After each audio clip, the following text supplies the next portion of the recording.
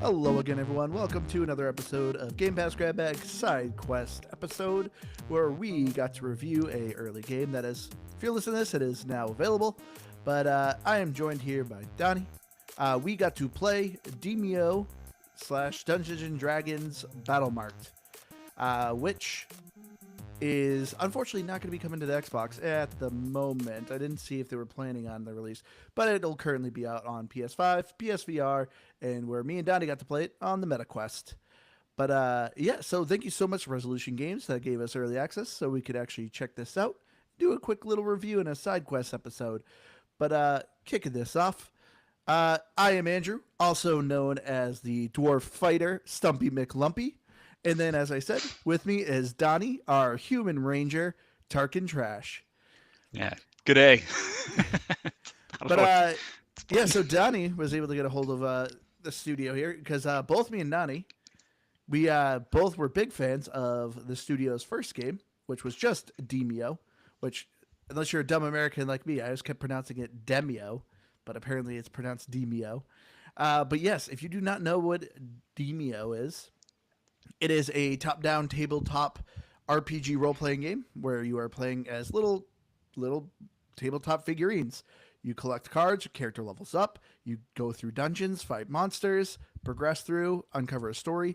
And so now this is their second game, which, as you can tell by the title of it, it's Demio and Dungeons and Dragons. Well, it's Demio X Dungeons and Dragons Battle. Which I don't even know if you say the X. I think you just say like D. Okay, yeah. I heard that in a ball pit episode, maybe. Exactly. This is a random mind. What is with the growing trend right now of X's in games names? Because some of them you pronounce, some you don't. Like ball pit, I think it's just ball pit, but there is a Switch 2 game. I think it's like X shot or something like that, but it's supposed to be pronounced cross shot. So it's like, what do you pronounce X's? Do you not? It's like, was there like a weird developer convention where someone's like, X's should be in names more, and now like everyone at the moment is putting X in their name. That's why I say it's cyclical. Like, remember there's like an anime phase, like right after the Pandy. It was like everything came out with like this weird name that was like a name colon something. It was name colon something, and it was like a trend that like 8 games in the same year came out with. It was 24, 23, something like that. That's a good point. Yeah, and now apparently the hot thing is the X. Yeah, apparently.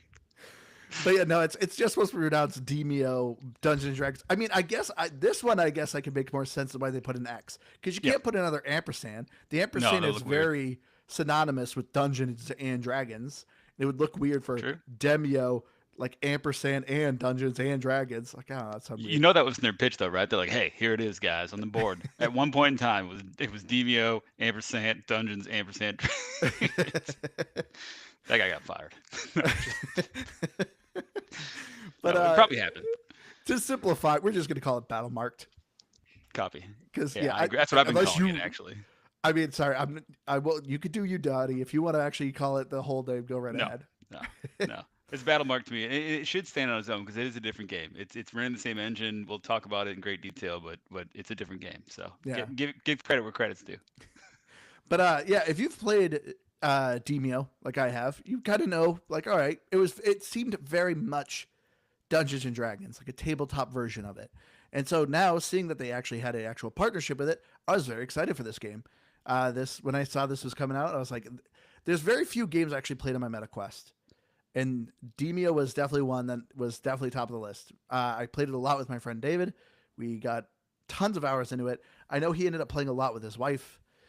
So I was excited to see that it came with a sequel here. The big difference, because if you played the first Demio was very much just single dungeons that you were kind of going in and progressing. But this being very, now with Dungeons & Dragons, much more bigger campaigns, role-playing going on. So at launch here, there's now currently 2 campaigns, which I already forgot the names. Oh, Embers of Chaos, which you are uncovering a goblin conspiracy in Neverwinter Woods, and you descend into the volcanic mountains of Mount Hotenau. And then the second campaign is Crown of Frost, where you survive a frost giant uprising. So these are much more fleshed out campaigns. So also too, just to kind of start off, if usually when you play or hear something of Dungeons & Dragons, I feel like with modern Dungeons & Dragons, you are getting one or two things. You're getting the old school hardcore Dungeons and Dragons where you can do whatever you want, burn, destroy anybody, villages, play heavy, hardcore role playing. I mean, Dungeons and Dragons is the game that really brought in role playing. Yeah, it's Or the you're best for a getting, reason. yeah, I know, yeah. Or you get the more modern one now, which is much more user friendly Yeah. and more limited, but it's very much more accessible, easy to bring people in because I've had this most. I mean, Donnie, you're a huge Dungeons and Dragons fan. So I'm sure you Yeah. could kind of attest to this. Usually when you tell people that, like, oh, let's play Dungeons and Dragons, they're like, oh, this is a commitment. I got to do a whole bunch of work. Only those who know Dungeons and Dragons say that. When I tell my casual friends that don't play, they're like, "Yeah, I'd love to. Let's come over. We'll drink some beers." I'm like, "You realize I got to plan this for 3 weeks before you guys get here, right?" Like, there's a lot that goes into this. Yeah. But I'm going to say right off the bat, this is the more casual Dungeons and Dragons. Yes. So the story is much more linear. It's much more focused because that literally was the first thing I tried. As soon as we hit a tavern, I was like, can I start swinging at people? Can I You start did say attacking the citizens? that. Yeah. No, well, Andrew, I mean, that's part of it. But like, that's like to your earlier point. That's what brought me to Demio, though. Like, because I think MetaQuest was 3 years ago. I think when Demio came out, and like I had just had like the brand new MetaQuest or whatever at the time, and yeah, I was like, oh, it's Dungeons and Dragons, but in VR. I'm like, that's what people told me. That's what I thought it was, and sure enough, that's what it felt like. At its core, Demio. This just adds that whole new layer at a licensed level, which means it's not random kind of fantasy sci or fantasy stuff. It's now like actual characters from or locations and moves from the actual Dungeons and Dragons game, which is just a lot cooler, a lot more depth of immersion if you do have any awareness of Dungeons and Dragons at all. And for the casual guy, like you said, uh, it's perfect because it is a cool way to experience a little bit of it without any of that prep time. Yeah. So obviously to start off, just quick whether or not we recommend this game, whether it's a game or it's a pass. I'm going to start off with this episode. For me, I am going to say if you have friends, and I would probably say if you have a VR, this is a definite game. If you do not have people to play with, this was already kind of one of my biggest turnoff with it. Is this is very strictly heavy. You should play with friends. You can play single player and have a 4-party where you're controlling other characters, but they don't level up with you. It's just not as fun of a time if you're playing single player. But if you have some friends to play with, this is definitely a very fun game. So that's just a little bit of a caveat. I will say, though, it's easy to jump into other people's games. Well, we obviously had a review copy. There wasn't as many free people to play with. But anytime I played Demio and I didn't have anyone to play with, I could just jump into people's games. So if you have some buddies to play with, this is a ton of fun. Highly recommend it. Like I said, it's definitely way more fun in VR because the art in this game is fantastic. So overall, yes, I do recommend this game. Yep. And I mirror a lot of that sentiment. I mean, it is a game for me as well, and I think that folks should try it. If you have VR, I think it's a lot more fun, like Andrew said. But I actually did get to play the PS5 version. In the PS5 version, I was able to join multiplayer matches. So even without friends that I coordinated with, I jumped in. I think I was telling you over this gameplay we were playing on the Quest. These two guys were from Australia, and they were just playing a copy of it, and I just dropped into a multiplayer game, started the first campaign, and roll with these guys for one or two of these dungeons, and it was a lot of fun. So you can just like Demio, you can pick it up and still hop into a multiplayer. At least when I did, the experience was actually smoother than when you and I tried to do it, and we were just coordinating together, Andrew. So yeah, it's a lot of fun, and it can be on multiplayer. But yeah, if you got buddies to do it, like Demio, I convinced all my friends to buy anybody that had a headset to buy it. So I would do the same on this one. If anybody had an interest in D&D or just had an interest in the style of gameplay like this. Yeah. So yeah, the story of this game, as I said, there are these two campaigns. Me and you, Donnie, we played the Ice one, Ice Yep, Crown. Crown of Frost. Yep. Yep. And then today I played with my friend where she played on a PS5. She also is a very casual Dungeons and Dragons person. So when I first told her about this game, she's like, "Oh, is this one of those heavy Dungeons and Dragon games?" But once she instantly got into this, she was like, "Okay, this is simple. I can get into this." Yeah, we played a lot of the Ember Chaos one. And I gotta say, the story it was very good. I enjoyed right off the get go. It did not delay. It wasn't too heavy.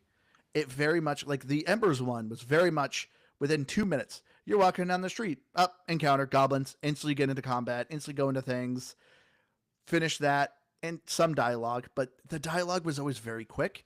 I loved everyone could kind of skip on their own, so you could get to the end, or you could just everyone could skip and just progress the story. I gotta say, I do like the story of this game so far. The two campaigns that I played, I didn't get to finish either of them, but I liked what was here a lot. Yep. Yeah, I agree. So, and like you touched on the story part, but again, story is not something that's gonna be weak in this, right? Because as you saw, there was already like 4 campaigns preloaded, and they'll release those as DLC, and who knows how many more will come. But as a D&D again, like player, when you see that, it just brings all the feels. Like it's great to hear that you played with somebody that likes D&D but wasn't, afraid to get, or was afraid that we get too deep into it. That's a real concern. And like it is overwhelming for people, and it's overwhelming for my friends that I try to introduce it to. But when you play it like this, it's not even a dumbed down version because it's not dumb. You still are strategically using cards and placement in your moves, your skills. You have to roll dice, act physical, virtual dice on the board, either platform, PlayStation or Meta, and it still creates that tension. But it's just a simpler, easier path to entry. If you've had any interest, or even anybody that said, "Yeah, I played Dungeons and Dragons once," well, this is great because you don't need a dungeon master, you don't need anything. You can roll through, you can enjoy the story, you can skip it. The moves and like you said, the coverage is all there. So there's a lot of feels to it for sure. Yeah, I wish I got to do a little bit more deeper part of the story because Yeah. there was things that made me question. So currently on the footage that I have going on right now, this is my first time, kind of our first time diving into the Ice Crown one, and you rolled a skill check, failed it, and we got attacked by wolves.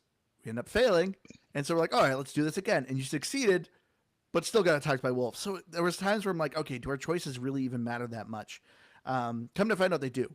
I actually researched more of like what was involved in the kit, and yeah, your choices do matter. There are moments where you can kill people you are probably shouldn't, because later one of our campaigns, we fight a village and they start attacking us. We failed because we were trying to go for the chieftain, but he kept killing us. So like, okay, we got to kill the villagers. Me and you end up like massacring the village, and then at the end they're like, "Thank you for freeing us, but you killed a lot of us, so we're not going to help you, but we won't kill you." So it's like, okay. So I guess if we actually spared some of the villagers, we probably actually would get some help later on. But it already seems like there's a lot of layers of replayability in this game, which I absolutely love. Well, and that's the core, right? That's the Dungeons and Dragons part, is that Yeah, you have to go through it and figure it out. Like you referenced that there wasn't much change in, say, this was wolf footage that we have up here, but there was, right? Like the first time when we failed our check, we got surprised. So they got to move first. Remember, all 6 of them attacked me and killed yeah, me instantly. The second time when we succeeded on it, we didn't get surprised, so we got to move first, which is a tactical advantage. And in Dungeons and Dragons, it's very common that it happens.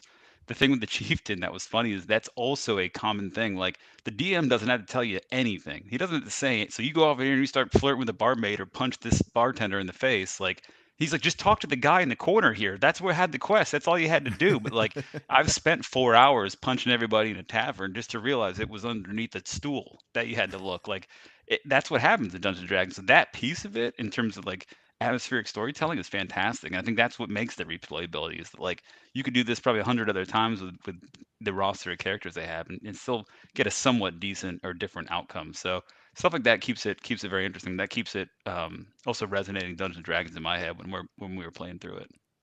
yeah. But I gotta say, this is already one thing that really kind of irritated me a little bit with the gameplay of it. So as you see with this first footage, me and Donnie are just playing our actual characters. So I didn't notice until I started hosting my own game, but it's very much like, no, you need to have 4 players. You need to have 4 active characters. Because I thought me and you could just play our characters, and I was hoping the game would adjust difficulty that way. I love playing a lot of board games. So when I first saw this, I was like, oh, this maybe looks a little bit like Gloomhaven, which that has a scaling difficulty of how many characters you have going on. So this game does not do that. So me and you just got mopped this first time around because it's just 2 of us. So you have to bring hirelings, which are still the main characters. There's 6 classes you can get in this game, um, which also I have a little bit of a complaint with that. But Yep. you have a paladin, a sorcerer, a ranger, a rogue, a fighter, and a bard. Um, if you know the studio and you know Demio, the studio absolutely supports their games. I remember when Demio, I got it when it was first early in its development, and there was only like 4 characters. I think now there's like 6 or 7. So they always just add characters, and so I'm sure this is going to happen with this game as well. But yeah, it just kind of annoyed me where it's like, all right, we got to bring in characters, it wouldn't have annoyed me so bad, but you don't level those characters up. They're literally just Yeah, pieces. throwaway. Yeah, that's all they are. And which that kind of stunk. I'm like, for me, it's like, well, I would have liked to actually create these characters too. If I'm going to be playing other characters, I wanted to play them as well. Instead, they're just basic pieces there. Well, let's expand on unless you want to do it for a separate section because that there's a whole spool to that. Like, not only Ah, can you yeah, not if it's just two players or three players or one player and you want to add hirelings like you said just to fill the board so you have more spots and can handle more guys, it's fine. You pick them off the shelf and you put them back when you're done, which is disappointing. The other piece that's disappointing is like Andrew said at the beginning, like just creating a character. Like Dungeons and Dragons again being so significantly weighing or heavily involved with like role playing and the way that you're supposed to get into it. Like you can change skin tone, color of the shield, like that little basic stuff, but you can't like build a character, at least not the way a character looks like a character creator or something. The wrinkle on that they did include in this is that you are able to like change your stats. So every character has two stats and you can kind of swap those out. So you can build a like semi like character around whatever you'd like, but it's nothing like, 15 attribute points that you can drop into charisma and dex and whatever like you can in a standard Dungeons and Dragons. That's a piece that they just don't have, and if they ever bring it, that's great. But there is it like he's showing on the screen right now. There's a leveling tree. There's unlock points. So there's a degree of it that gets there. It's not as uniform as if you brought me in with a hook saying Dungeons and Dragons. I would expect that piece of it. Like, great, I'll make yeah, this guy that's so unique and just the way I like it. And you are limited in that aspect. yeah, definitely. Like that is a thing that kind of also made me a little sad. So Yeah, the six classes that I listed, you can't change their races. So it is a dragonborn paladin. That's it. It is a human ranger. That's it. You can't be a dwarf ranger or an elf ranger, anything like that. Nope. It's locked in its race with each of the classes. So like that kind of stunk. So each class has a primary skill, which that is locked in, but the secondary, as Donnie was saying, you can change. So like I picked the dwarf fighter. His primary skill is strength. Can't change that. But its secondary skill was suggested constitution, but I could change it to wisdom, charisma, agility, like whatever I wanted. And so there is a little bit of wiggle room of like creativity, which is okay, but it's not, as Donnie was saying, that's not Dungeons and Dragons really lets you play the role playing, which so this is a little bit lacking in it. Even with the character like coloring, I also was a little disappointed. You only get like change the 6. character's Yeah. primary color. And it's like, okay, but like that's basically it. What I think would have been a really cool touch is if they gave you essentially a paintbrush. Because a lot of people who play tabletop miniatures love to That's paint true. their figurines. And Yeah. it just would have been kind of a nice touch to actually have like a little brush and you could Yeah. maybe paint your colors. Intricate little parts different. Yeah, that'd be neat. Yeah. Make Yeah. it really weird. Granted, I know like some of these pieces, some of the parts of them are very tiny, which also is very typical for miniatures. I don't know. It just would have been like a nice little touch. But yeah, so the customization of it, I found a little bit of weak. Well, and that curtails into like another point I was going to make just in general gameplay too. I mean, the way this rolls is you do have a standard D20, right? And it's shaped like a D20, so it looks like and it rolls like a D20, bounces off stuff in the environment, which is just a neat effect and animation. But at the same time, it's a pass, fail, or a critical, which is double damage. And it's like, minuscule chance of getting the critical, but the pass and the fail has like greater odds. You primarily pass, really. But again, that takes out like it makes the game really slow, I think, and it probably makes it fast at the same time, right? You only have three options, but at the same time, you're not getting a one or a two or a five or a 19, and some of that stuff is the most exciting stuff in Dungeons and Dragons. Like, oh, I just barely made that, but my plus Yeah. Constitution added to this, and therefore I'm over the threshold. Like, that's part of the cool part of it. So it would be neat if they had diversity there as well. But again, that directly lines up with the skills that you choose and the attribute points that you associate with what you want to do, and it all kind of rolls together. They've done a good job of like putting a blanket over it and saying, well, we can't really do that. So instead, we'll give you the skill tree that you level up your individual character with. You can actually unlock two more constitution points to boost your score on those rolls or whatever. And they do have the rolls. It just, again, it's like they almost took that really complicated Dungeon Dragon mechanics, which they are. They're tricky, and they smooth them out. It's like a level Yeah. field, and they said, here you go. Now, anybody can play this game. Which again, accessibility is a positive, and you want people to be able to play this game. So, it's just their way of doing it, and I dig it. I'm just, it's not the full experience, clearly, as we've been saying. Yeah. But I mean, like I said, I love playing basic board games, some tabletop games, And this obviously very much simplifies it, because that's Yeah. usually one thing that always stinks is setting up the pieces, figuring out the rules, figuring out how pieces are moving. In this, it's very simple. Um, I know, like I said, I referenced before, my friend David, he played with his wife playing Demio. She's not a huge gamer, but he was very much like, oh, these mechanics are very simple. This is how you move your piece, how you attack. That's it. She was able to figure out. They beat the entire campaign just playing together. And it's like, this feels exactly kind of the same way. So, like I said, if Yeah. you've played Demio, you're going to feel right at home with this. You could easily have a young kid play this with you. Um, well, to an extent, I will say this. I looked this up, which I thought this is going to be another big miss for me. This doesn't have couch co-op, which I think Huh. is kind of odd. Like, I know it's on PS5, like you could play on console. It's like, why didn't they have couch co-op? Hopefully they come out with that. But yeah, it's very accessible that a young kid could play this game. Yeah. I agree. But yeah, the card system, I will say too, as you're seeing in the footage, it took me a while to kind of figure out. There's a good amount kind of going on with these cards, but once you kind of figure it out, it's not too hard. The tutorial in this game is it's enough. It's enough to really understand how you're moving and going around, but to understand your character, how things work, because very typical Dungeons and Dragons, like things work together well. Covering the people in oil, now they're susceptible to fire, or people wet, now they're more susceptible to lightning. So it's a way to kind of make combos and play off things, set up tiles, traps. It takes a little time, but I will say I found this game a bit. I mean, it's funny that I'm saying this because we failed, obviously, the first handful of times. But I will say I find this a little bit easier than Demio, because there was a handful of times where I'm like, oh, this is easy. I'm playing Demio. This is no issue. And then you get swarmed by 1,000 characters and we just get smoked. This already I felt like was a little bit easier. Once we figured out we needed 4 people and I Yeah. figured out how my cards work. Well, the cards were actually pretty cool. So again, Oh, harkening yeah. back to the Dungeon Dragons piece of it, like there were moves that I was using that I didn't read the whole card. I was like, oh, Fireball, use it. You're like, no, that actually does better if you do it like this, and you only learn that from like the card tips and like there, which is great. Like there's actual detail to it where it's like if you can really get strategic with them and use them correctly, and it all works really well, and that's that synergy that you're talking about. But in terms of the speed and stuff with it, one of the things that I loved about this and I loved about Demio, you're getting ready for a Friday night, you go out or whatever, you can put this on for 15 minutes and play blast out a dungeon or two and just make a little progress in your character and put it down. You cannot do that with any form of Dungeons and Dragons. I've looked. I've tried to get it for like children so I could introduce my niece and nephew to it like at a young age. They have sets, they have board game versions of it. I have a couple of them. They're not great.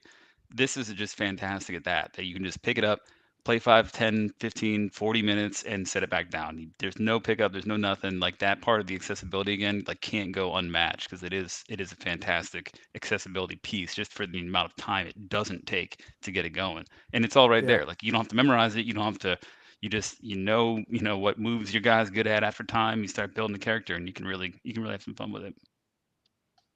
Yeah. Man, and look at this. I gotta say, the thing that I absolutely love, and they absolutely nailed, is the art style. I love like playing in the VR. This thing looks so plasticky. It looks like a tabletop game. The pieces, the detail, and everything is like it looks plasticky. And I love that you're able to even pick up the pieces. You can hold it close to the camera, look at it, zoom. I like even literally at the bottom it says "Made in Sweden" because Resolution Games that made this game is based in Sweden. But it's so like it has these awesome little like tabletop details that are so good, and I love the art style of the cards too. Are super cool. Yeah.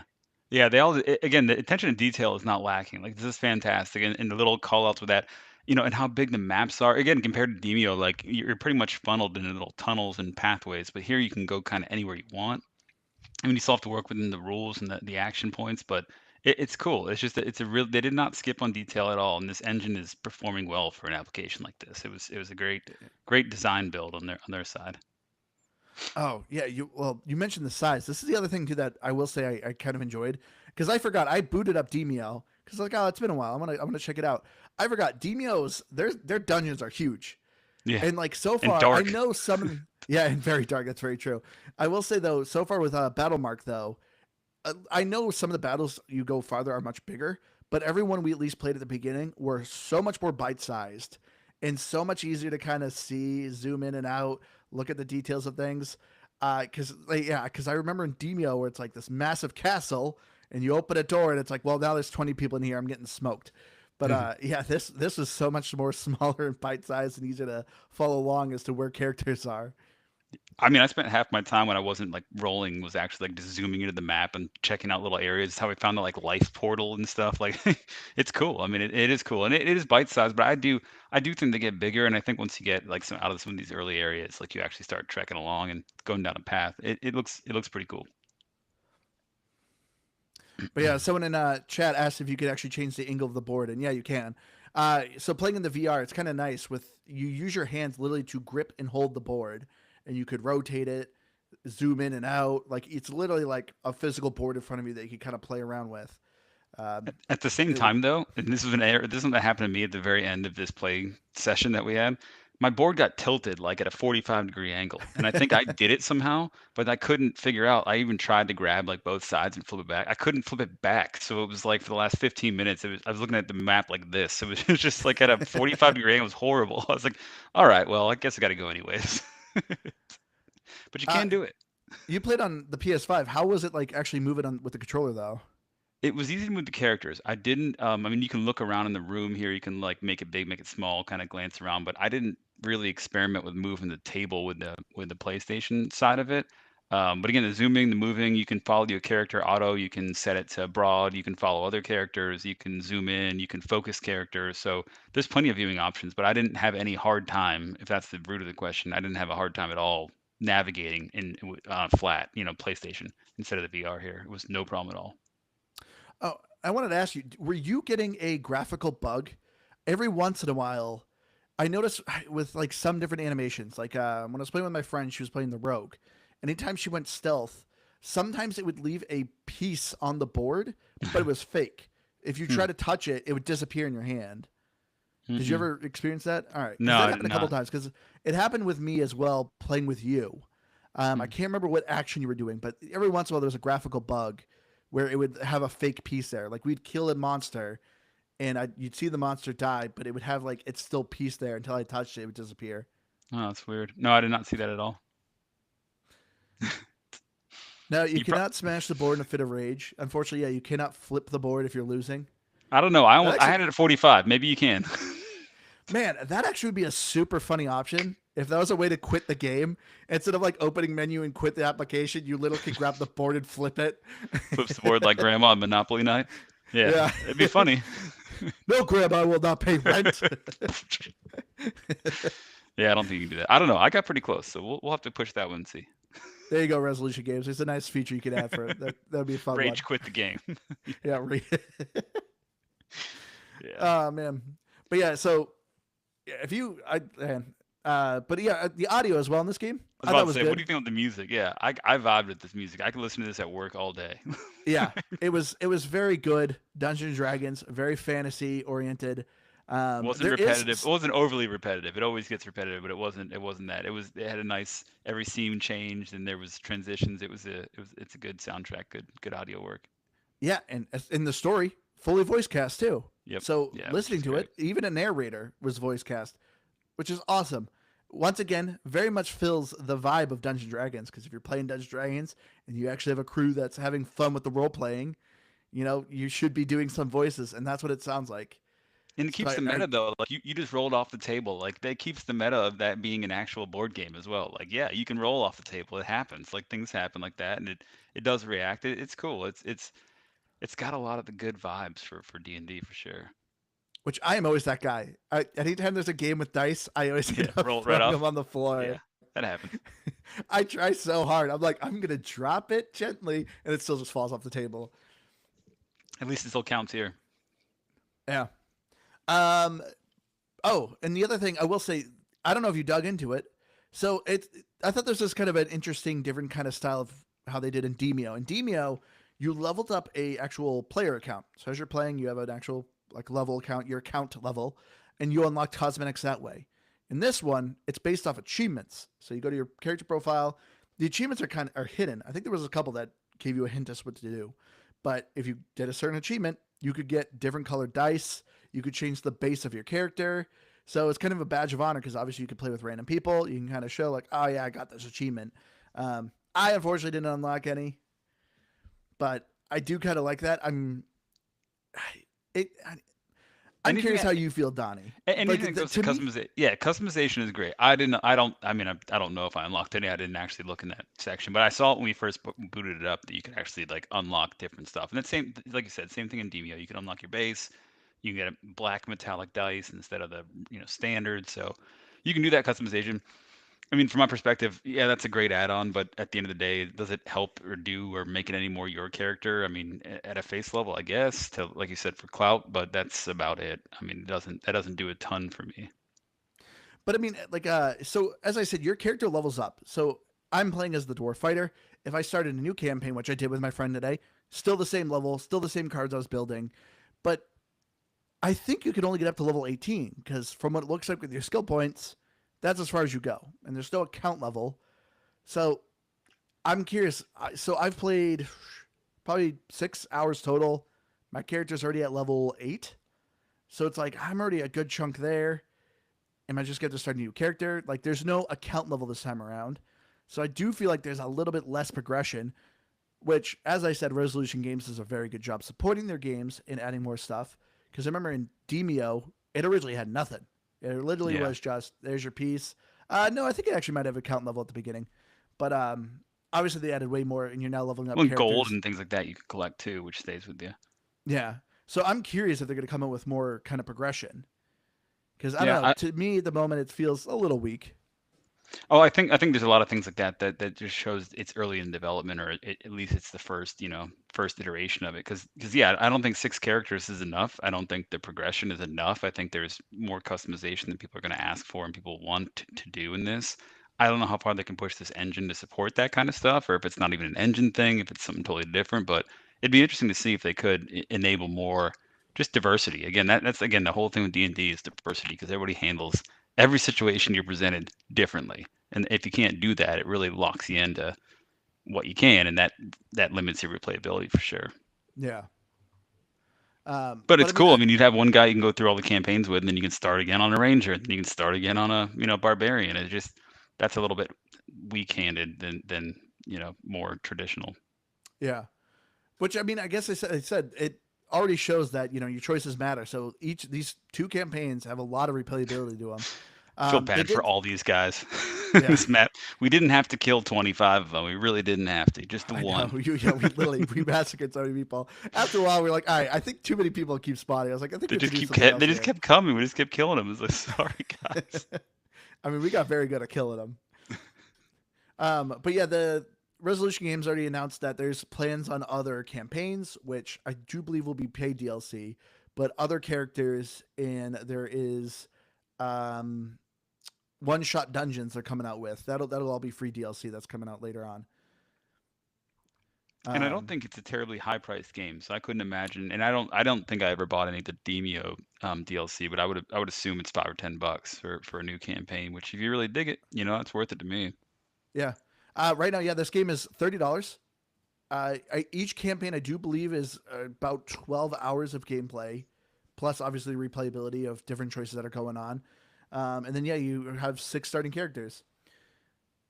But yeah, I guess let's wrap it up. Let's get into our kind of final thoughts here, Donnie. So, as I said, I really liked Demio. I enjoyed tabletop games. I enjoyed Dungeons and Dragons a little bit here and there. I've never got super hardcore into it like Donnie did here. But so seeing that these two studios or games kind of mashed together to create this new game, I was very excited. Uh, and honestly, it didn't disappoint. It was very smooth. Like I said, I had a little bit of graphical bugs, but it wasn't anything game breaking. Like I said, I could touch the piece and it would just delete itself, so it wasn't that big of a deal. Um, I had a lot of fun playing with my friends. Playing by myself, the I did was not having as much fun. Playing these other hireling characters that just didn't have any personality to them. I wasn't leveling them up. It was just kind of frustrating. I wish there was a little more customization as a typical Dungeons and Dragons has, but to me, this felt way more like a new Demio, which I was happy with because that's all I really kind of want. I thought the cards were fun. The animations, the art style is absolutely fantastic. The art team did a great job with this game. Yeah. Yeah, if anyone ever wants to play this game, I would be very happy to play it because I played a bunch of Demio, and this is just more of that fantastic gameplay, and I would love to do more of it. From where this stands right now, hopefully they come out more customization. I This would land at an 85 for me. Yeah, that's a great. I mean, that's a great recap of everything, and again mirror a lot of that.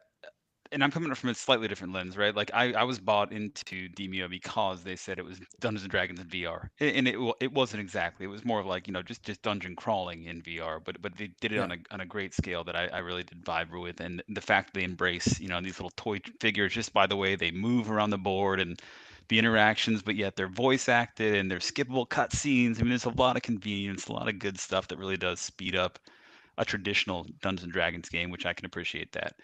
Um, it is not, again, with a limited, I think with just a couple more options of customization and stuff, you could really turn this into a great not even substitute, but a great itch, a great scratch. If you really just wanted to play some Dungeons and Dragons and you couldn't, or you didn't have the time or the people or the whatever, I think it does that job. It's not the one that you'll sit down and play 8-hour campaigns back to back on your patio like I've done in the past. But I mean, it does a lot of the things that it can or that it should that you'd expect from a video game. So I think in all those aspects it's great. Uh, the way I want to rate it, and I don't even think I'll rate it as high as you, Andrew. I really want to go with an 80. Like an 80 is feels good to me, and here's why. Like I don't love games that are 10 out of 10. I don't love games that are 1 out of 10. Like I like that I tend to gravitate to the Star Wars Outlaws, the sevens and the eights out of the world because I don't think that everybody's gonna if it's the world's favorite game like Balatro, it's not for me. That was not for me. you didn't like Dealing game. Balatro? No, I didn't. I don't, and Oh, maybe I'm just that one guy. But like again, that's an example. Like great, everybody love that game. yeah. Sweet, it's not for me. I think this game has some room to grow. I think I will go back to it. I know I'll go back to it. I'll be eager to see what comes out. I'll be eager to see the DLC.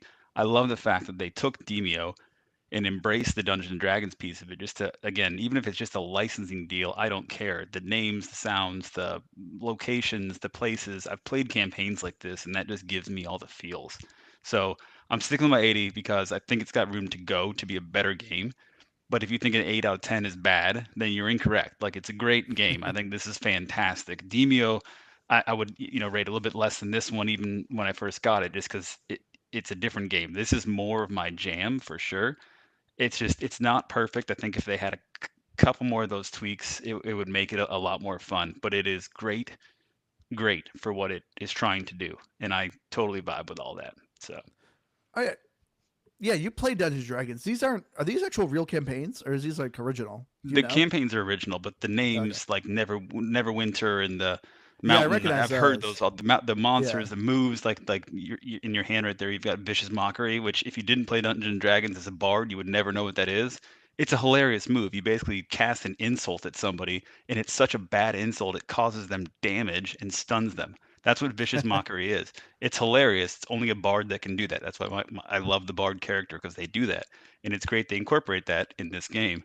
But those moves are the same ones, and that's what's like the license part of it. Like they can't say Vicious Gotcha. Mockery if they don't pay Dungeons and Dragons or the Wizards of the Coast to do it.